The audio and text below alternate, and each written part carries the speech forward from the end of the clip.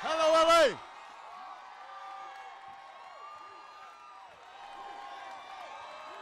Good to see you. Hello, Los Angeles. Thank you. Thank you. Thank you so much. Thank you, everybody. Now, you know, if you got a seat, sit down. I know that a couple people have been getting overheated. A tip for you, if you got some water, then drink. Standing in the sun is rough. Bend your knees a little bit. And I'm going to try to be fast. God Almighty, Jesus Christ, created heaven and the universe. Jesus Christ created heaven and the universe. No, that's okay.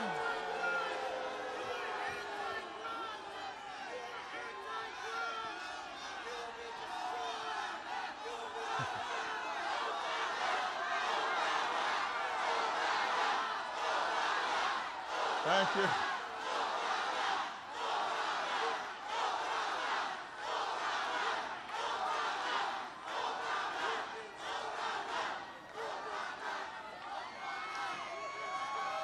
All right.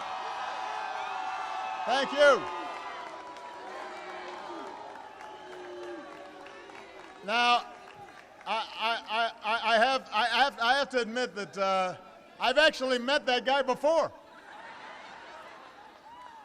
It's true.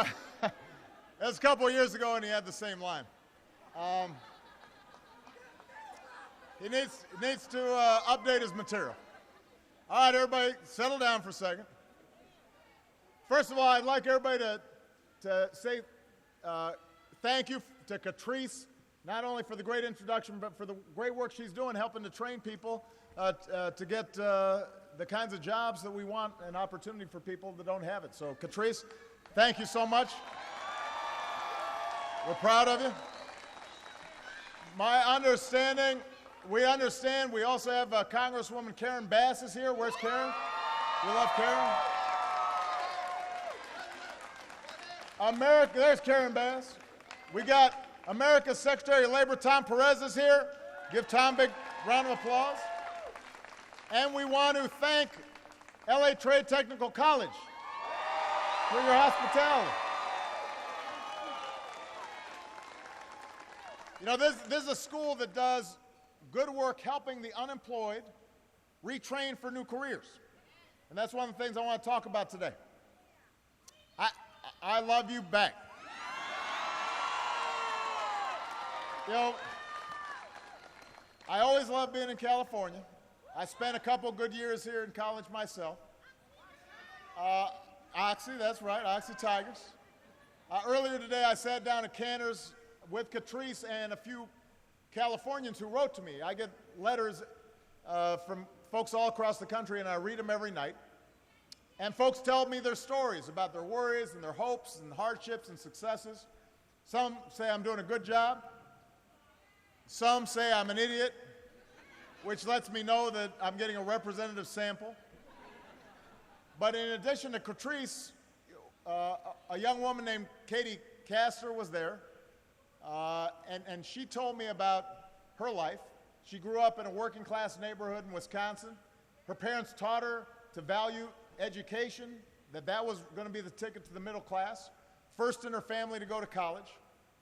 Moved on to get her master's degree from Pepperdine, stayed out in California.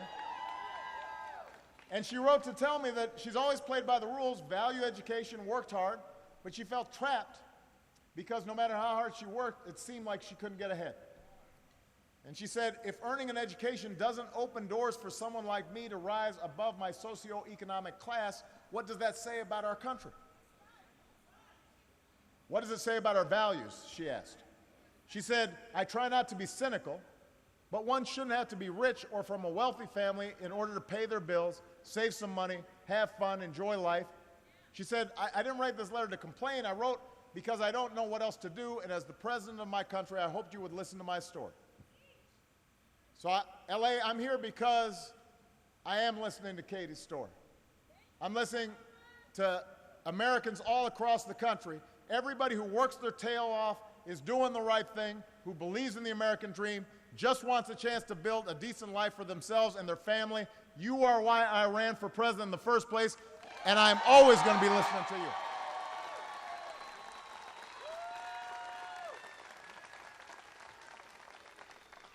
Now, the crisis that hit near the end of that campaign, back in 2008, cost millions of Americans their jobs and their homes and their sense of security. But today, our businesses have added nearly 10 million new jobs over the past 52 months. The unemployment rate is at its lowest point since September of 2008, and this past year we saw one of the fastest drops in nearly 30 years in the unemployment rate. The decisions we made, not only to rescue the economy, rescue the auto industry, but to rebuild it on a new foundation, those decisions are paying off. We're more energy independent. The world's #1 oil and gas producer is not Russia, it's not Saudi Arabia, it's the United States of America. We've reduced our carbon pollution over the past 8 years more than any country on earth. You saw an LA Times headline the other day that said 2014 off to the hottest start on record for California. That's why we have to worry about climate change. We've tripled the electricity we're getting from wind power, generating enough last year to power every home in California. We now generate 10 times the solar electricity, creating tens of thousands of jobs across the country.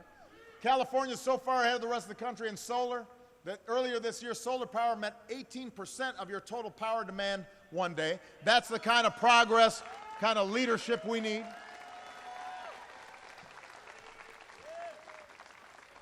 But it's not just the energy sector. In education, our high school graduation rate is at a record high. The Latino dropout rate has been cut in half since 2008.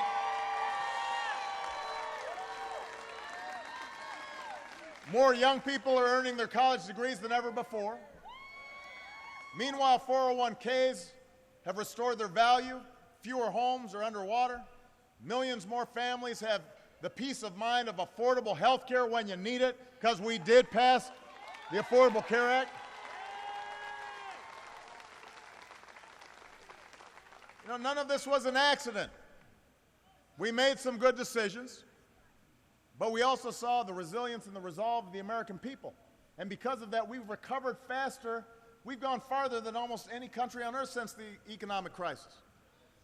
For the first time in more than a decade, business leaders around the world have declared that the #1 place to invest is not China, it's the United States of America, and our lead is growing.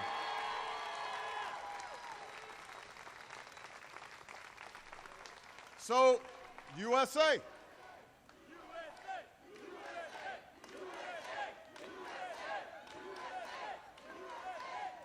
So there are reasons, we've got every reason to be optimistic about America. We hold all the best cards, we've got the best hand, but the decisions we make now are going to determine whether or not working Americans like Katie continue to feel trapped or whether they get ahead. Whether the economic gains that we make just go to a few at the top, or they help to grow an economy and grow incomes and grow middle class opportunities for everybody. And that's what's at stake right now, making sure our economy works for every working American. That's why I ran for president. That's what I'm focused on every day. This is the challenge of our time. We can't be distracted. And if you're in public office and you don't have an answer for somebody like Katie, if you're not thinking about her and folks who are working hard but still struggling every day, why are you in public service? So today I'm here to focus on one thing that we should be doing, which is training more Americans to fill the jobs we're creating. Right now there are more job openings in America than any time since 2007. That doesn't always make headlines, it's not sexy, so the news doesn't report it, but it's a big deal. And the job training programs can help folks who fell on hard times in the recession, help them find a solid path back to the middle class. And I'm always impressed by people who have the courage to go back to school, especially later in life.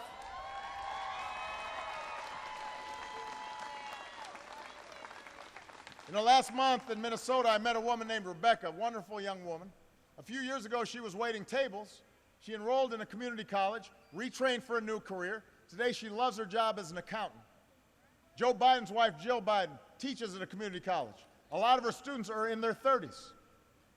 One of the women I met with this morning, Joan Waddell, wrote me to say she's ready to get back in the game at age 60 after caring for a sick husband, but older workers like her need a little support.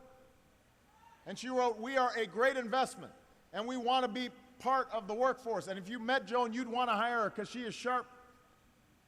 So Americans are the best workers in the world if we're given a chance. If we work together, we can help more of our fellow citizens learn the skills that growing fields require in high-tech manufacturing, in clean energy, in information technology, and in healthcare. Now, the good news is, earlier this week I signed a bipartisan bill into law that would help communities update and invest in job training programs like these. And I got to say, I had so much fun actually signing a bipartisan bill from Congress. I said, why don't you all do it more often? Why don't you focus on getting some stuff done for the American people? It feels good. So my administration's taken some steps on our own. We've rallied employers to give the long-term unemployed a fair shot at a job. We're offering grants to community colleges that work with companies to expand apprenticeships.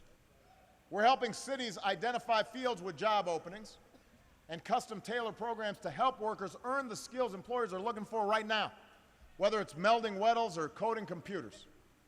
If your job's been stamped obsolete and shipped overseas or displaced by new technology, your country should help train you to land an even better job in the future, and that's something we can do if we work together.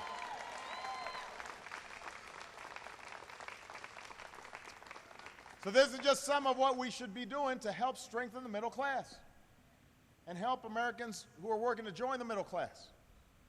And what I keep hearing from folks across the country is that if Congress had the same priorities most Americans did, if they felt the same urgency that you feel in your own lives, we'd be helping a lot more families right now.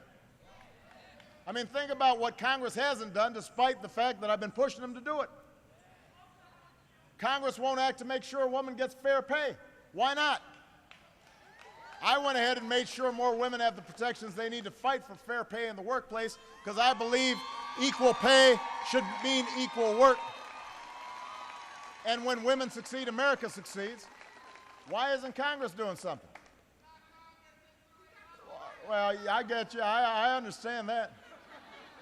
Congress won't act to help more young people like Katie manage their student loan debt. I acted to give nearly 5 million Americans the chance to cap their payments at 10% of their income. I don't want future leaders saddled with debt they can't pay before they've even started off in life. Why don't we see House Republicans and working with Democrats who've already said we're behind making student loans more affordable?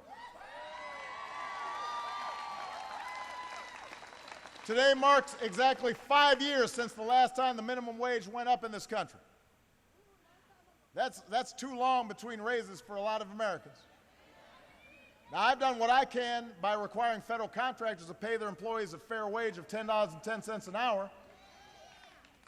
And since the first time I asked Congress to raise the minimum wage, 13 states and D.C. have gone ahead and raised theirs. And here's something interesting. States that have increased the minimum wage this year have seen higher job growth than those who didn't raise the minimum wage. America deserves a raise that'll be good for those workers and good for business. So I'm not going to stop trying to work with Democrats and Republicans to make a difference in your lives. But I got to call things as they are. What's really going on is that Republicans in Congress are directly blocking policies that would help millions of Americans. They are promoting policies that harm millions of Americans. Just this year, on the other hand, they voted to give another massive tax cut to the wealthiest Americans. Just last week, they actually voted to gut the rules we put in place to make sure big banks and credit card companies couldn't hurt consumers and cause another crisis. They're going in the wrong direction. Our economy does not grow from the top down, it grows from the middle class out. We do better when middle class families and folks who are working hard to get in the middle class have a chance. So just in case some Republicans are listening, let me give you an example of a place where Democrats and Republicans should be able to work together to make a difference. I want everybody to pay attention to this. Right now, our businesses are creating jobs. More companies are choosing to bring jobs back to America. But there's another trend that is a threat to us. Even as corporate profits are higher than ever, there's a small but growing group of big corporations that are fleeing the country to get out of paying taxes. Well, hold on a second. I say fleeing the country, but they're not actually doing that. They're not actually going anywhere. They're keeping most of their business here. They're keeping usually their headquarters here in the U.S. They don't want to give up the best universities and the best military and all the advantages of operating in the United States. They just don't want to pay for it. So they're technically renouncing their U.S. citizenship. They're declaring they're based someplace else, even though most of their operations are here. You know, some people are calling these companies corporate deserters. And it's only a few big corporations so far. The vast majority of American businesses play by the rules. But these companies are cherry-picking the rules. And it damages the country's finances. It adds to the deficit. It makes it harder to invest in things like job training that help keep America growing. It sticks you with the tab to make up for what they're stashing offshore through their evasive tax policies. Now here's the problem is, this loophole they're using in our tax laws is actually legal. It's so simple and so lucrative, one corporate attorney said it's almost like the holy grail of tax avoidance schemes. My attitude is I don't care if it's legal, it's wrong. And my attitude is that nobody begrudges our companies from turning a profit. We want them to be profitable. And in a global economy, there's nothing wrong with companies expanding to foreign markets, but you don't get to pick the tax rate you pay. Folks, if you're a secretary or you're a construction worker, you don't say, you know what, I feel like paying a little less, so let me do that. You don't get a chance to do that. These companies shouldn't either. And the practice they're engaging in is the same kind of behavior that keeps middle class and working class families working harder and harder just to keep up. So the good news is there's a way to change this. We could end this through tax reform that lowers the corporate rate, closes wasteful loopholes, simplifies the tax code so people can't game it. And over the past 2 years, I've put forward plans that would have cut corporate taxes and made our tax system more competitive, but Congress hasn't done anything, as usual. Now, some members of Congress in both parties have been working together on responsible corporate tax reform, so we don't have to keep playing whack-a-mole trying to chase folks around. We'd finally start dealing with these special interest tax loopholes, but that's going to take some time. And in the meantime, we need to stop companies from renouncing their citizenship just to get out of paying their fair share of taxes. We can't wait for that. You shouldn't get to call yourself an American company only when you want a handout from American taxpayers. So that's why in my budget earlier this year, I proposed closing this unpatriotic tax loophole for good. Democrats in Congress have advanced a proposal that would do the same thing. A couple of Republicans have said they want to address it too. Let's everybody get together, Democrats and Republicans, to deter companies from rushing to take advantage of this tax loophole. And let's make sure that we're rewarding companies that are investing and paying their fair share here in the United States. And this is not a partisan issue. Just 10 years ago, a Republican-led Congress cracked down on corporations moving offshore tax havens like the Cayman Islands. We should do it again. And I'm not interested in punishing these companies, but I am interested in economic patriotism. Instead of doubling down on top-down economics, I want an economic patriotism that says we rise or fall together as one nation and as one people.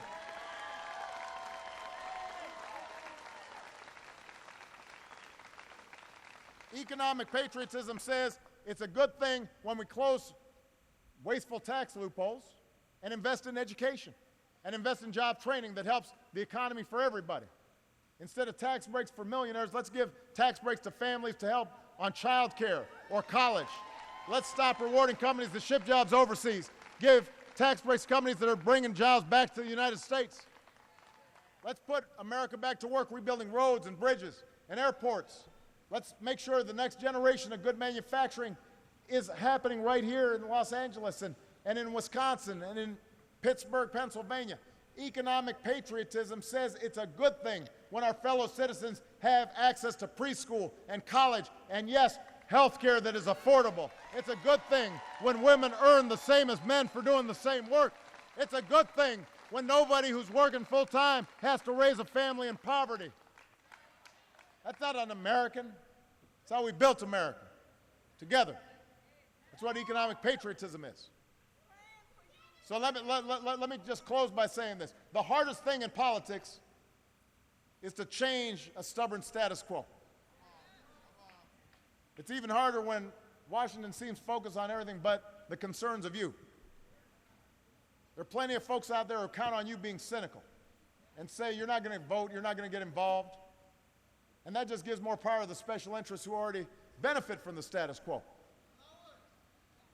Cynicism is fashionable these days, but I got to tell you, cynicism didn't put a man on the moon. Cynicism did not create the opportunity for all our citizens to vote. Cynicism has never won a war or cured a disease or started a business or fed young minds.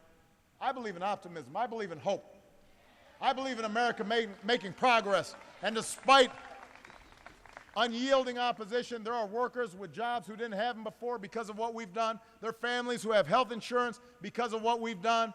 There are students who are going to college who weren't going before because of what we've done. There are troops who have finally come home after serving tour after tour overseas because of what we've done. Don't let the cynics get you down. Cynicism is a choice, and hope is a better choice. And if we can work together, I promise you, there's no holding America back. Thank you, Los Angeles. I love you.